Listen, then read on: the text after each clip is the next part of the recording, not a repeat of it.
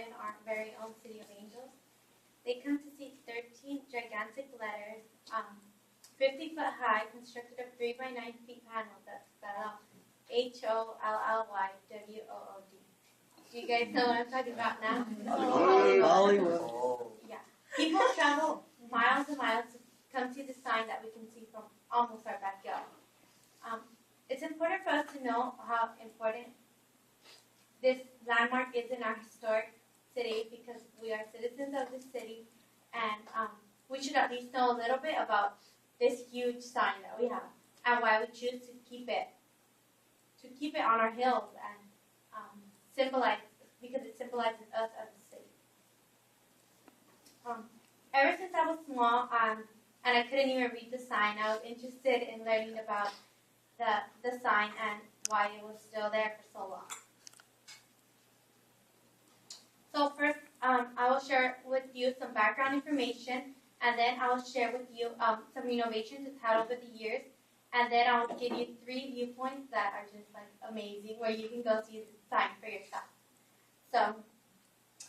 So let's start with how these enormous letters even ended up on top of Mount Lee.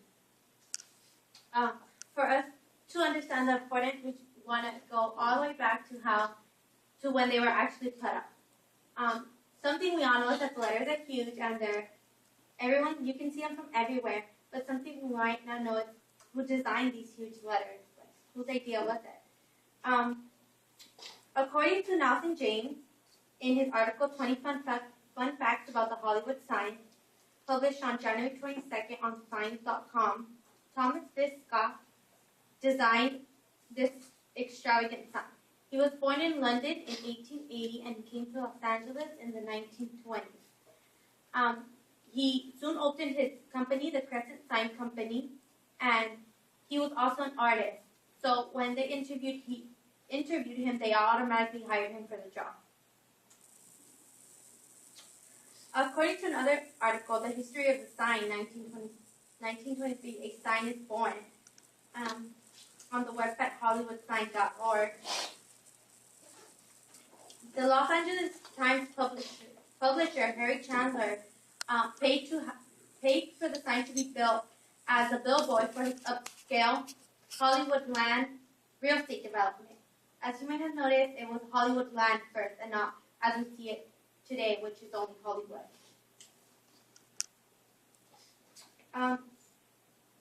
The sign originally had 4,020 watt bulbs surrounding each letter, 8 inches apart. However, what many people don't know is that there's also a giant underground layer, 35 feet in diameter, with 20 watt lights around the perimeter to help cast the light better at night, the sign better at night, and catch attention.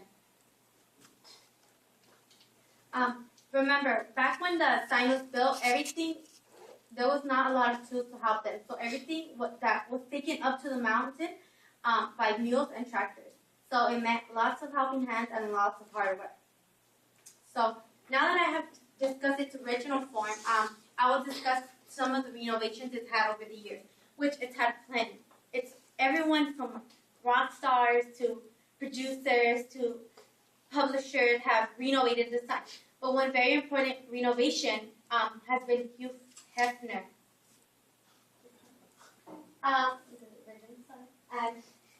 And the Hugh Hefner sign was very important because it was at its worst state. In the 1970s, letters were toppled over, one was even burnt down, and he completely restored it.